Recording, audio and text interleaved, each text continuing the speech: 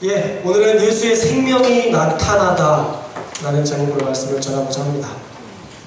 살아가면서 가장 버리기 어려운 것 중에 하나가 바로 자존심입니다. 이 자존심은요, 누구라도 포기하기 어려운 것일 겁니다. 얼마 전에 브라질과 독일의 축구 경기에서 브라질이 독일을 7대1로 이겼던 적이 있죠. 그래서 브라질의 자존심이 무너졌다고 해서 폭동이 일어났었습니다. 그런데 그 대패의 원인을 그 전 게임 콜롬비아와의 경기에서 콜롬비아 선수 수니가라는 선수가 네이마르를 부상을 입혀서 우리가 독일에서 졌다. 네이마르가 독일전에 참 출전할 수 없어서 우리가 졌다. 라고 그 모든 책임을 수니가에 넘기고 브라질 마피아 PCC 조직이 수니가 선수를 죽이겠다라고 언론에 공개했었습니다. 언론에 공개되자마자 콜롬비아 마피아 카르텔 조직도 발끈해서 수니가를 죽이면 브라질의 모든 선수와 그 가족들까지 살해하겠다고 언론에 공개하면서 마피아의 자존심 대결은 해프닝으로 끝났습니다. 브라질과 독일의 경기에서 패한 것이 시초가 되어서 자존심 싸움, 마피아끼리의 전쟁까지도 이어질 수 있었던 그런 사건입니다. 자존심이라는 것, 그것은요 그만큼 쉽게 버리기 어려운 것입니다. 자존심의 사전적인 의미는요, 남에게 굽히지 않고 자신의 품위를 스스로 지키는 마음이라고 정의되어 있습니다. 남에게 굽히지 않고 자신의 품위를 스스로 지키는 마음. 남에게 굽히지 않는 이유는 자신을 지키고자 하는 마음 때문이에요. 그래서 자존심을 세우는 겁니다. 나를 지키기 위해서. 그마저 무너져버리면 나를 포기하는 것 같아서, 그래서 자존심을 버리는 것은 나를 버리는 것이기 때문에 그것을 포기하는 것은 참으로 어려운 일입니다. 그런데 성경은 우리에게 자존심보다 더 가치 있는 것을 지키라 말씀하고 있습니다. 그것은 바로 예수의 생명이 나타나는 삶, 예수의 생명이 드러나는 삶을 지키라 말씀하고 있습니다. 우리 첫 번째, 예수의 생명이 나타나는 것이 어떻게 되어지는가 말씀을 통해서 살펴보려고 합니다. 첫째로, 깨지기 쉬운 나를 의지하지 말고 하나님을 의지해라 라고 성경은 말씀합니다. 우리 4장 7절 말씀을 함께 읽겠습니다. 4장 7절 시작.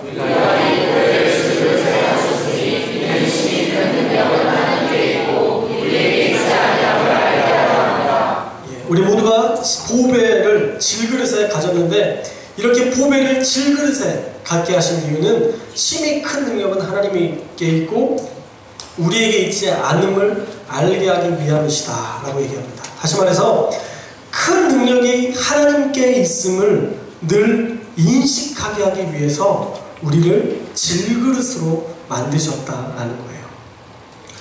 여러분, 하나님을 믿으면서도 잘 넘어지고 깨지는 이유가 바로 여기 있습니다. 여러분들은 하나님께 예배드리면서도, 하나님과 동행하면서도 금세 무너지고 금세 깨어지는 이유가 바로 여기에 있습니다. 우리가 하나님 안에 있지만 우리가 지속적으로 그분을 인식하고 하나님과 동행하지 않으면, 하나님을 내 삶에 초청하지 않으면 우리는 금세 질그릇이 되어서 깨어질 수 있다는 거예요. 여러분, 우리는요 대단히 약한 존재들입니다. 여러분 모두가 스스로가 아마 느끼겠지만 우리는 너무도 약한 존재예요. 얼마나 약하냐면요, 우리가 다른 사람들보다 조금만 더 가지면요 금세 누군가를 무시하고 나보다 더 낮은 자로 여깁니다. 금세 교만해져요. 조금만 힘들면요 금세 죽을 것처럼 무너지는 삶이 바로 우리들의 삶입니다.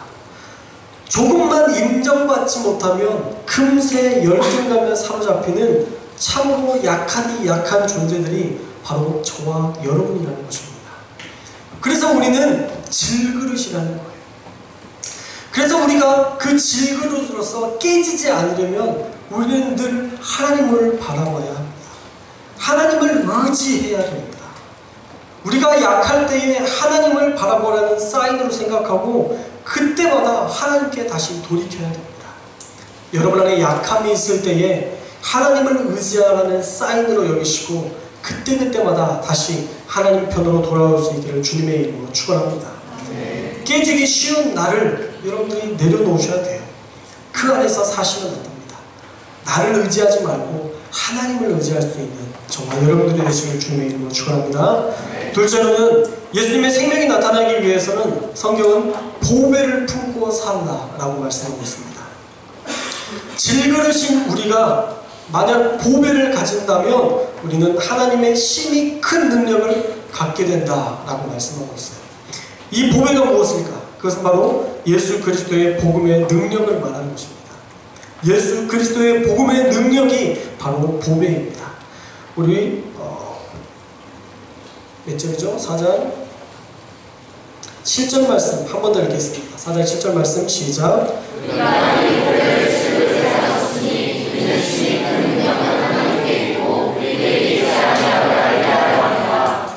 예, 심히 큰 능력은 하나님께 있고 우리에게 있지 아니함. 이 보배로는 질그릇을 가졌기 때문에 하나님의 능력을 경험할 수 있다. 성경은 이야기하고 있습니다. 이 보배를 여러분들이 품으셔야 됩니다. 예수 그리스도의 복음의 능력, 이것이 여러분 안에 있어야 돼요. 그래야 우리가 질그릇을 가진 자지만 질그릇으로서 깨지기 쉬운 자가 아니라 하나님의 강한 능력으로 살 수 있는 것입니다. 예수 그리스도의 복음, 그 복음의 능력을 가지고 사는 자가 바로 약하지만 강한 자가 될 수 있다는 것입니다. 고린도후서 12장 10절 말씀에 보면 이렇게 얘기되고 있습니다. 그러므로 내가 그리스도를 위하여 약한 것들과 능욕과 궁핍과 박해와 곤고를 기뻐하노니 이는 내가 약한 그때에 강함이라. 우리가 약하고 능욕당하고 궁핍당하고 박해와 곤고를 당하지만 사도 바울은 그럼에도 불구하고 기뻐하겠다라고 얘기합니다. 왜냐하면 내가 복음 안에서 그런 고통을 당할 때에 내가 약하지만, 약해 보이지만 그때 나는 강한 자다. 나는 그때 비로소 강한 자다 라고 이야기하는 것입니다. 정말 그렇습니다. 우리가 약할 때 곧 강한 자가 되는 것은 우리가 질그릇이라는 사실을 인정하고 하나님을 바라보게 될 때 가능한 일입니다. 그 복음 붙잡고 살 때에 가능한 일입니다. 하나님을 하나님으로 인정할 때 비로소 우리는 약하지만 강한 자가 될 수 있다는 것입니다. 그렇게 복음 안에서 사는 자가 예수의 생명이 나타나는 자임을 성경은 분명히 증거하고 있습니다. 우리는 언제든 깨지기 쉬운 자들입니다. 그래서 나를 의지해서는 안 됩니다. 나를 의지하는 것은 어리석은 일입니다. 그러나 복음을 붙잡고 살아간다면, 하나님의 나라와 영광을 위한 것들을 붙잡고 살아간다면 우리는 그 복음 안에서 강한 자가 되어줄 수 있고 우리가 그 복음 안에서 하나님의 보호하심과 하나님의 역사를 경험할 수 있다는 것입니다. 예수의 생명이 없는 질그릇은 자기가 약함을 인정한다고 해서 그것이 능력이 되지는 못합니다. 우리 안에 예수의 그 보배로운 복음이, 예수 그리스도의 생명이 우리 안에 있지 않고서는 우리가 아무리 약하다고 얘기해도 그것으로 능력을 경험할 수 없습니다.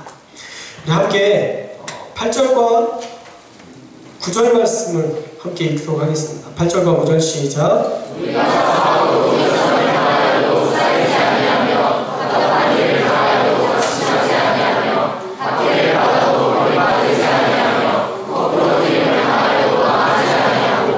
예, 성경은 분명히 얘기하죠. 우리 안에 예수의 생명과 복음이 없다면 우리는 우겨쌈을 당하면 그냥 둘러싸이게 됩니다. 그거에 그냥 쌓이게 돼요. 답답한 일을 당하면요, 낙심하게 됩니다. 박해를 받으면요, 버림받은 자로 여기게 됩니다. 거꾸러뜨림을 당하면 우리 스스로가 망한 자로 여기게 됩니다.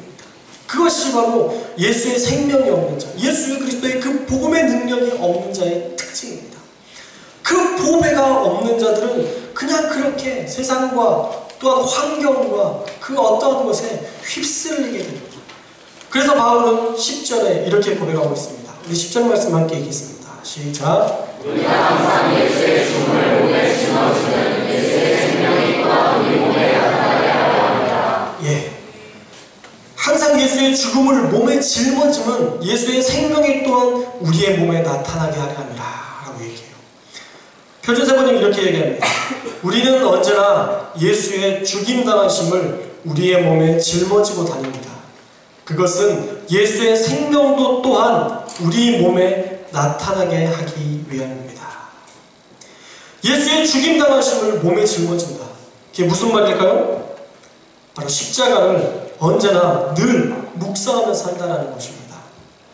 그렇게 늘 묵상하며 살아야, 예수 그리스도의 죽으심을 묵상하며 살아야 예수의 생명도 또한 우리의 몸에 나타나게 된다라는 것입니다. 예수의 십자가를 늘 묵상하는 삶을 통해서 예수의 생명을 늘 경험하게 된다 약속하시고 있습니다. 하나님은 언제나 여러분들이 예수의 생명을 붙잡고 또 예수 그리스도의 그 죽으심, 그것을 언제나 우리가 기억하고 사시길 주님으로 축원합니다.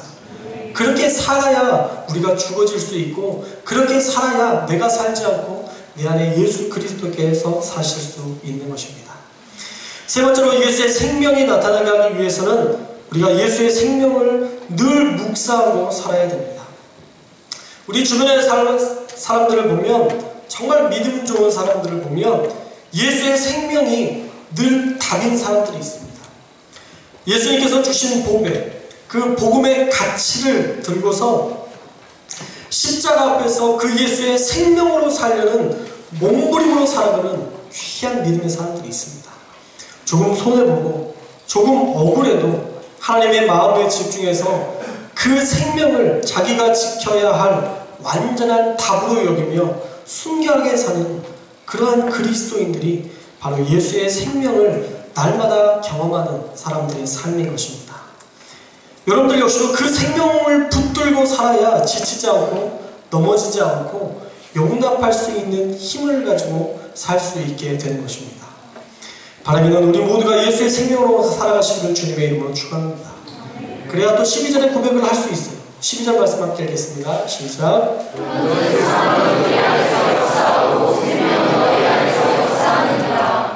조금 이상한 말이죠. 바울이 우리라고 표현을 하는데 사망은 우리 안에서 역사한대요. 바울과 함께하는 그 자리가 사망에서 역사하는 자리고 생명은 너희 안에서 역사한다 라고 이야기합니다. 어쩌면 여러분들이 오타처럼 여길지 모르겠는데 그렇지 않습니다. 바울이 우리라고 표현하는 그 사망은 정말 죽음에 이를 수 있는 고통을 말하는 것입니다. 지금 사도 바울이 처한 상황을 얘기하고 있는 거예요. 사도 바울은 죽음의 고통을 당하고 있습니다. 다시 말해서 사도 바울이 죽음의 고비를 넘기는 온갖 핍박과 대적을 무릅쓰고 전하는 복음을 이야기하는 거예요.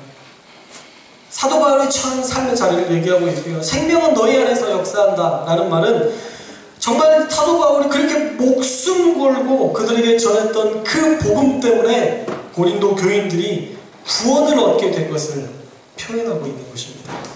그래서 이 말씀을 12절 말씀을 조금 더 쉽게 풀이하면 우리가 죽음을 무릅쓰고 전한 그 복음 때문에 나는 지금 죽을 지경이 되었으나 내가 전한 그 생명의 복음 때문에 당신들은 생명을 누릴 수 있게 된 것입니다 라는 말씀이에요.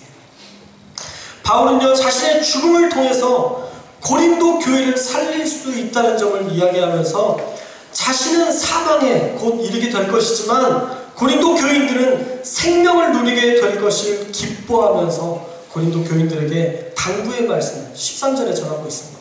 이 13절 말씀도 함께 읽겠습니다. 시작. 기록된 바 내가 믿었으므로 말하였다 한 것과 같이 우리가 같은 믿음의 마음을 가졌으니 우리도 믿었으므로 또한 말하노라. 이 말씀은요 믿음의 중요성을 이야기하는 것입니다. 믿으면 완전하게 믿어지면 믿고 있으면 그것을 말할 수 있다는 거예요. 전할 수 있다는 것입니다. 내가 그렇게 수고했기 때문에 너희가 그 복음을 듣고 생명을 누릴 수 있었기 때문에 너희도 이제는 그것을 믿고 전하는 자리로 나아가는 것입니다. 사도 바울이 처한 그 상황에서 내가 이렇게 죽게 되었으니 나를 좀 살려달라 이야기하지 않고요. 사도 바울은 내가 이렇게 죽게 되었지만 그래도 내가 전한 복음이 너희에게 생명이 되었기 때문에 그 생명을 가지고 세상 가운데에서 온전히 예수 그리스도를 믿고 그 믿는 것을 세상에 나아가서 전하라 라고 당부하고 있는 것입니다. 사도 바울의 놀라운 믿음을 우리가 바라볼 수 있습니다. 그는 지금 자기가 처한 상황을 바라보지 않습니다. 자기가 처한 힘든 것들을 바라보지 않습니다. 오히려 그것 이면에 더 큰 것을 바라보고 더 귀한 것을 바라보고 그렇게 전진하는 귀한 모습을 우리에게 말씀하고 있습니다. 네 번째로 예수의 생명을 나타내려면 세상에 나가 전해야 된다라는 것입니다. 사도 바울처럼 그러한 상황이라 할지라도 복음을 생각하고 복음을 전했던 것처럼 우리 역시도 예수의 생명을 가지고 그냥 그것만 붙들고 사는 게 아니라 그것을 많은 사람들에게 전하고 그 생명을 가지고 살 수 있도록 우리가 그들에게 이 복음을 나누어야 된다라는 것입니다. 그렇게 복음을 전하면 우리가 그렇게 생명 있는 예수 그리스도의 보배로운 그 복음을 전하고 살면 그때에 비로소 우리는 하나님의 도우심의 놀라운 역사를 볼 수 있다 말씀하고 약속하고 있습니다. 우리 16절과 16절에서 18절 말씀을 함께 읽겠습니다. 16절에서 18절 시작. 그러므로 우리가 낙심하지 아니하노니 우리의 겉사람은 낡았으나 우리의 속사람은 날로 새로워지도다. 우리가 잠시만은 화면에 경한 것이 지극히 크고 영원한 영광에 중한 것을 우리에게 이루려 하느니 우리가 주목하는 것은 보이는 것이 아니요 보이지 않는 것이니 보이는 것은 잠깐이요 보이지 않는 것은 영원하리라. 아멘. 우리가 낙심하지 않는다라고 얘기합니다. 바울이 처한 그 사망에 이르는 그 상황 속에서도 바울은 낙심하지 않는다 얘기합니다. 오히려 나의 겉사람은 낡아진다 라고 그냥 고백합니다. 이것은 낡아지지만 내 육체는 점점 낡아지고 죽음에 이르게 되지만 그럼에도 불구하고 나의 속사람은 날로 새로워질 것이다 라고 선포하고 있습니다. 또한 그 어려운 상황 속에서 우리가 잠시 받는 환난에 경한 것이 지극히 크고 영원한 영광에 중한 것은 우리에게 이루게 합니다 말합니다. 지금 당하는 이 환난은 아무것도 아닌 것이고 나중에 차 나타날 영광 그 천국의 소망을 바라보기 위해서는 이것은 아무것도 아닌 것이다 라고 여기고 있습니다. 그러면서 19절 18절에 우리가 주목하는 것은 보이는 것이 아니라 보이지 않는 것이다. 보이는 것은 잠깐이지만 보이지 않는 것은 영원한 것이다 라고 오늘 말씀을 마치고 있습니다. 예수의 생명을 품고 그 생명이 늘 경험되어지면 낙심하지 않게 되고요. 겉사람은 나이가지고 쇠약해질지라도 오히려 속사람은 더 강건해질 수 있을 것임을 성경은 분명히 약속하고 있습니다. 또 지금 받는 환난도 지극히 크고 영원한 영광을 바라보며 보이지 않지만 영원한 것에 주목할 수 있게 될 것임을 말씀하고 있습니다. 사랑하는 여러분, 예수의 생명, 그 복음이 있는 자는 이와 같이 완전한 변화 아래 사는 자입니다.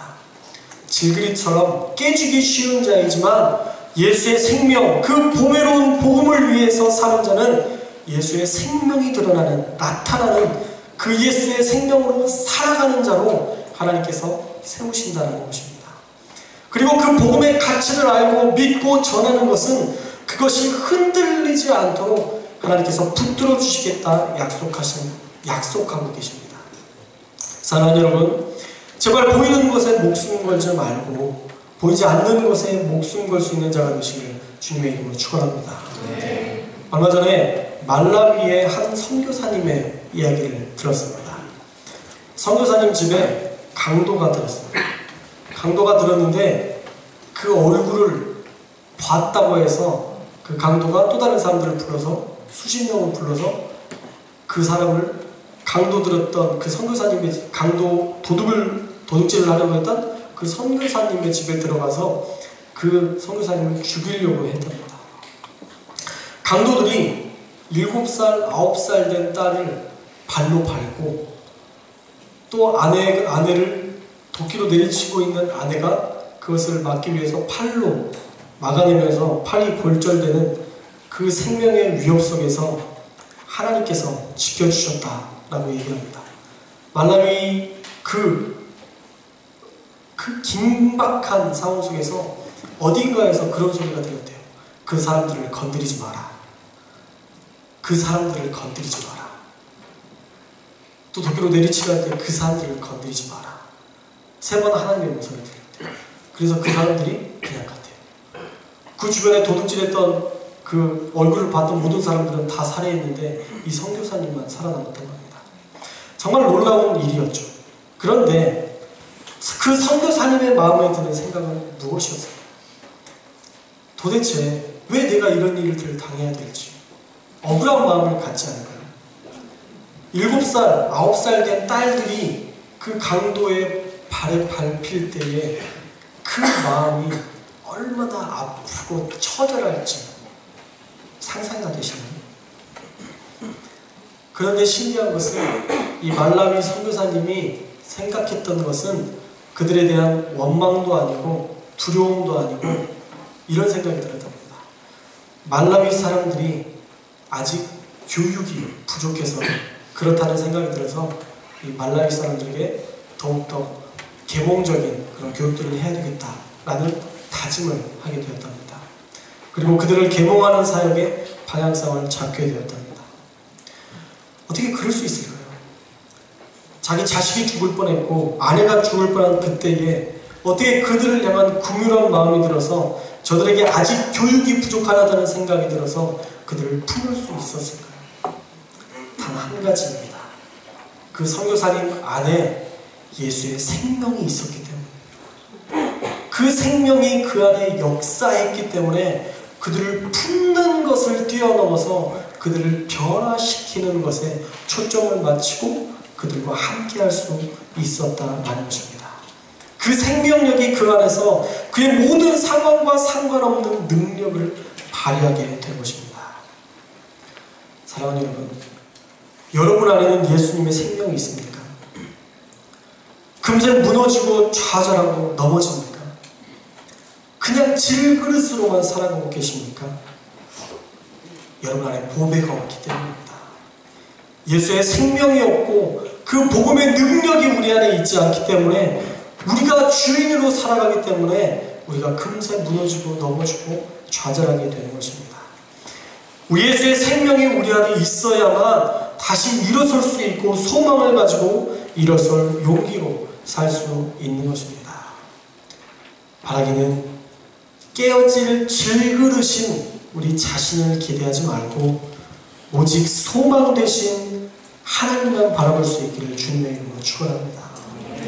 여러분들을 기대하지 말고 하나님을 기대할 수 있는 믿음의 삶을 사시기를 주님의 이름으로 축복합니다. 그리고 우리 안에 예수의 생명이 나타나도록 날마다 보배로운 예수님의 복음을 전할 수 있는 삶을 사시기를 축원합니다. 우리가 온전히 믿어지면 전할 수밖에 없는 것입니다. 가장 값어치 있는, 아니 값을 매길 수 없는 그 은혜를 우리가 받았다면 우리는 그 복음을 전할 수 있어야 합니다. 마치 사도 바울처럼 그 사망에 이르는 고통과 아픔 중에서도 너희에게 전한 그 복음으로 예수의 생명이 있으니 이제 그 생명을 말하고 믿고 말하라, 세상 가운데 전하라 라고 당부했던 것처럼 우리 안에서도 예수의 생명이 살아나야 하고 그 복음을 세상 가운데 전할 수 있어야 됩니다. 그렇게 전하며 살아야 예수의 생명을 경험할 수 있고 날마다 더욱더 굳건히 하시는 하나님의 능력을 경험할 수 있습니다. 바라기는 우리 모두가 그런 예수님의 생명 아래에 살아가고 모든 이들에게 그 생명을 전하며 날마다 강하게 붙드시는 예수님의 생명이 나타나는 귀한 믿음의 삶을 사시기를 주님의 이름으로 축원합니다. 기도하겠습니다.